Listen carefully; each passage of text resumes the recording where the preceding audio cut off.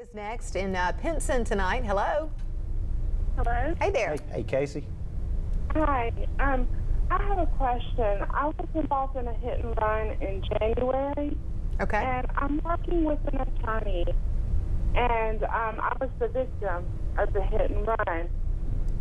The insurance company in question has received the demand, but it's been a month and they haven't responded yet.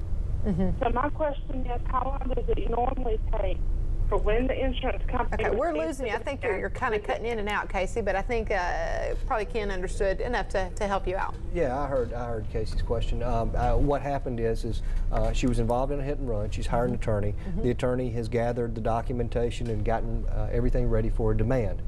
The attorney sent the demand to the insurance company, and maybe a month or so has passed, and her question is, how long does it take to actually get a response back from an insurance company? And the answer to that question is, it varies.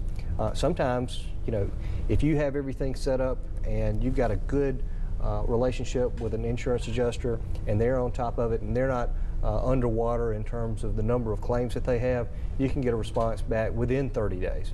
It's not really going to be a week or 10 days. You're really going to be looking at probably a minimum of 30 days. So Casey and anybody else that finds themselves in that situation, I would usually give it a little bit of time.